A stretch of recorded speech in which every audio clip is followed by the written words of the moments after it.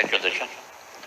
మరి విలీనం చేస్తున్నటువంటి సందర్భంగా ఇప్పుడే మంత్రి గారు చెప్తూ 2011 సెన్సెస్ కాకుండా సైంటిఫికల్ మెథడాలజీ అంటూ ఉన్నారు.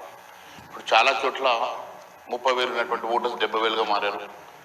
మరి అన్నిటికన్నా ఎక్కువ చాలా గ్రామీణ ప్రాంతాలు కూడా విలీనం జరుగుతున్న సందర్భంగా ఆ ప్రాంతంలో ఉన్నటువంటి మరి చాలామంది రైతు కూలీలకు ఎన్ఆర్జీఎస్ పథకం రాక మరి వారికి ఉన్నటువంటి ఆదాయం ఉపాధి కోల్పోయే పరిస్థితి ఉన్నది. మరి వారికి ఏమైనా ఆల్టర్నేటివ్గా ఉపాధి కల్పించేటువంటి ఆలోచన రాష్ట్ర ప్రభుత్వం చేస్తున్నదా?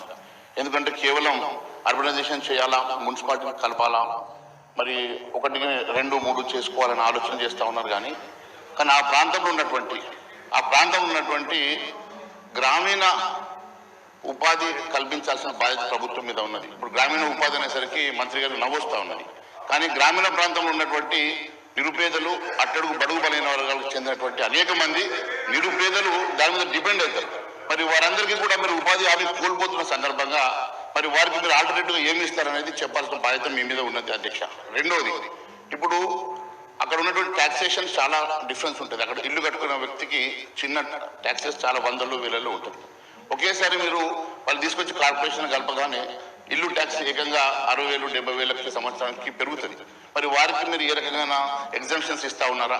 మరి కేవలం మీరు కలిపారు కాబట్టి నిన్నటి వరకు మరి ఉపాధి హామీలో కానీ, లేకుంటే ఎన్ఆర్జీఎస్లో కానీ, లేకుంటే రేపు వచ్చేటువంటి శ్రీరామ్లో కానీ మీరు కొత్తగా వచ్చేటువంటి మరి వారికి ఫండ్స్ వస్తాయి అధ్యక్ష. ఇది మీకు తెలుసు.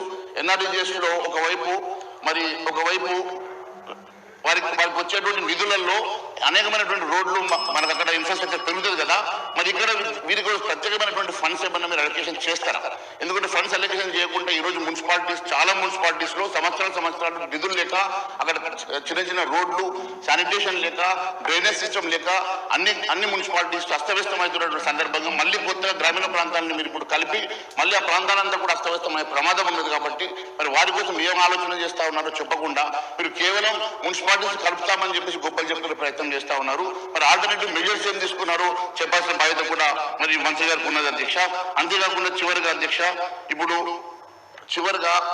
ఉన్నటువంటి మున్సిపాలిటీస్ ని మరి దానికోసం మరి కమిటీ చేసామన్నారు. ఏ కమిటీ చేశారు? మరి 1 year నుంచి ఏం స్టడీ చేశారు? మరి స్టడీ చేసినటువంటి మరి పబ్లిక్ డొమైన్ లో మరి రిపోర్ట్స్ ఎందుకు పెట్టడం లేదు? ఇప్పుడు కేవలం మీరు మరి ఈగోకు వెళ్తా ఉన్నారా, బేసజాలకు వెళ్తా ఉన్నారో మాకు తెలియదు. కానీ మీరు కేవలం ఇక్కడ ఉన్నటువంటి గ్రామీణ ప్రాంతాలని, లేకుంటే చిన్న మున్సిపాలిటీస్ ని మీరు కార్పొరేషన్ కలిపే ప్రయత్నం చేసే ముందు మరి సైంటిఫికల్ గా మీరు ఒకవేళ స్టడీ చేసి ఉంటే ఆ రిపోర్ట్స్ ఎందుకు మీరు పబ్లిక్ డొమైన్ పెట్టడం లేదు అడుగుతా ఉన్నాను. అదే గౌరవ మంత్రి గారు మాట్లాడుతూ మరి మీరు తీసుకొచ్చేటువంటి బిల్లు ఇన్ యూజ్ వెహికల్లకు కూడా మీరు దాదాపుగా 6.5% కాస్ట్ ఆఫ్ ద వెహికల్ మీద ట్యాక్స్ అంటూ ఉన్నారు. అదే మాదిరిగా మోర్ దెన్ 3 years ఉన్న వాటికి 5%, మోర్ దెన్ 6 years ఉన్న వారికి 4% అంటూ ఉన్నారు. అధ్యక్ష, ఇది చాలా అన్యాయం. ఎందుకంటే ట్రాన్స్పోర్ట్ వెహికల్ చాలా మంది దాని మీద జీవనోపాధి చేసుకొని మరి వాళ్ళు వాహనాలు నడుపుకుంటూ ఉంటారు. అలాంటి జీవనోపాధి ఉన్నటువంటి వారికి ఈ అమౌంట్ చాలా పెద్ద అమౌంట్ అవుతుంది. మళ్ళీ అల్టిమేట్గా వాళ్ళంతా కూడా ఈ అమౌంట్ని ఆ ట్రాన్స్పోర్ట్ చేసేటువంటి గూడ్స్ మీద వాళ్ళు ట్రాన్స్ఫర్ చేస్తారు. తద్వారా నిత్యావసర వస్తువులు కూడా పెరిగే అవకాశం ఉంటుంది. ఇప్పటికే ఆల్రెడీ 16% ఉన్నటువంటి వెహికల్ రోడ్ ట్రాన్స్పోర్ట్ ట్యాక్సెస్ ఇప్పుడు 21% పెంచినట్టున్నారు. వీళ్ళు ఏమైనా ట్యాక్స్ కలెక్షన్ మీద ఉన్న శ్రద్ధ మరి ఇంకా వేటి మీద అవపడతలేదు అధ్యక్ష. ఎక్కడి నుంచి ప్రజల నుంచి ఏ రకంగా పీడించాలా, ఏ రకంగా మరి ఎక్స్ట్రాక్షన్ చేయాలనే ఆలోచన మాత్రమే చేస్తూ ఉన్నారు తప్ప నిజంగా కూడా మరి ఇంత ఇన్ఫ్రాస్ట్రక్చర్ కోసం ఎంత స్పెండ్ చేశారు, మరి ట్యాక్స్ వచ్చినటువంటి డబ్బు ఏం చేస్తూ ఉన్నారు? ఎందుకంటే అధ్యక్ష, ఈ మధ్యన ఆర్టీసీ టికెట్ల రేటు కూడా పెంచారు. ఆర్టీసీ టికెట్ల రేటు పెంచి సామాన్యుల మీద భారం వేశారు. మరి దాన్ని ఎంతైనా సరే పెంచినారా లేదా? దాని తర్వాత అధ్యక్ష, దాన్ని ప్రభుత్వమే విలీనం చేస్తామని చెప్పి ఇప్పటిదాకా విలీనం చేయలేదు. మరి ప్రభుత్వం విలీనం చేస్తామన్న డిమాండ్ మీరు ఇచ్చినటువంటి మేనిఫెస్టోలో చేసినటువంటి మీ హామీ నెరవేర్చలేదు. ప్లస్ ఒక రకంగా ఇటు రోడ్ ట్రాన్స్పోర్ట్ లో ఆర్టీసీలో టికెట్ల రేటు పెంచుతున్నటువంటి మీరు ఈరోజు మళ్ళీ ప్రైవేట్ ట్రాన్స్పోర్ట్ వెహికల్ మీద కూడా ఈ రకంగా మీరు 6%, 6.5%, 5% అని పెంచుతా ఉన్నాం. చివరికి అధ్యక్ష, మోటార్ వెహికల్లకు బైక్లకు కూడా 2,000 రూపాయలు అధ్యక్ష. బైకులకు 2,000 రూపాయలు.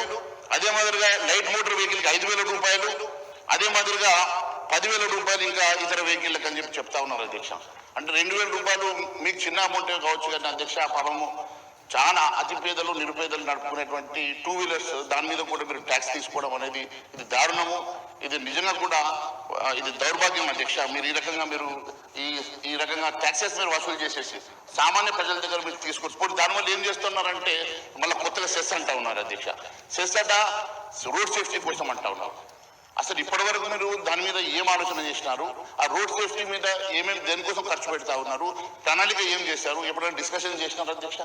డైరెక్ట్ గా మీరు ఈ రోజు మీరు బిల్లు పెట్టేసి మేము పెంచేస్తున్నాం అని చెప్తా ఉన్నారు తప్ప మరి ఎంత కలెక్షన్ వస్తుంది, ఈ రాష్ట్రంలో సెస్ వల్ల మీరు కలెక్ట్ చేసేటువంటి అమౌంట్ ఎంత అవుతుంది, దానికోసం ఏ రకంగా మీరు స్పెండ్ చేయాలనే ఆలోచన మీరు ఇప్పటి వరకు చేయలేదు అధ్యక్ష.